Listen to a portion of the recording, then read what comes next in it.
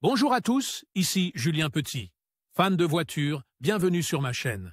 Restez avec moi, on va aborder notre sujet du jour sans plus tarder.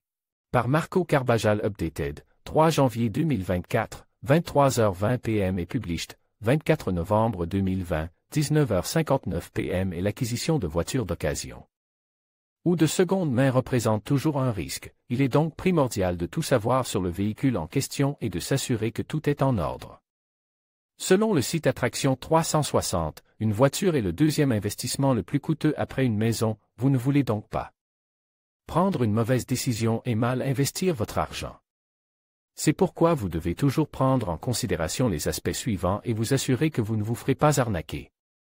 1. Effectuer un contrôle mécanique. Les voitures certifiées doivent faire l'objet d'une inspection avant d'être certifiées. Demandez à voir les documents pour savoir quelles parties de la voiture ont été réparées.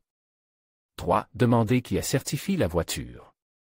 La seule certification qui s'applique à une voiture est la certification de véhicule d'occasion du constructeur. Toute autre certification n'est qu'un programme d'assurance peu fiable. 4. Faites un essai routier. Le concessionnaire vous autorisera peut-être à faire un essai routier pour mieux connaître la voiture.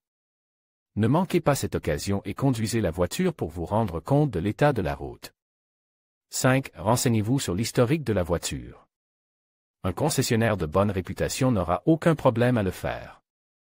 Un concessionnaire peu scrupuleux le fera, ou pire, vous présentera un rapport trafic. 6. Demandez le prix de la voiture au comptant. Le mieux est de payer comptant. Les concessionnaires essaieront toujours de gagner de l'argent grâce au financement. Cependant, le prix de la voiture diminue généralement lorsque vous payez comptant. 7. Essayez d'obtenir un nouvel équipement lors de l'achat. En posant cette question, vous pourriez obtenir du concessionnaire qu'il vous offre un jeu de pneus neufs ou un instrument supplémentaire, qui vous récompensera un peu plus pour votre investissement. 8. Sachez quel type d'entretien a été effectué sur la voiture. Cela vous aidera à déterminer la valeur que vous obtiendrez pour votre achat. Une révision complète signifie que vous n'aurez pas à vous soucier des réparations de sitôt. 9. Demandez au concessionnaire s'il accepte de reprendre votre voiture. Si le concessionnaire accepte de reprendre votre voiture d'occasion en échange de la nouvelle, cela vous facilitera grandement la vie. 10. Assurez-vous qu'il dispose d'une politique de retour.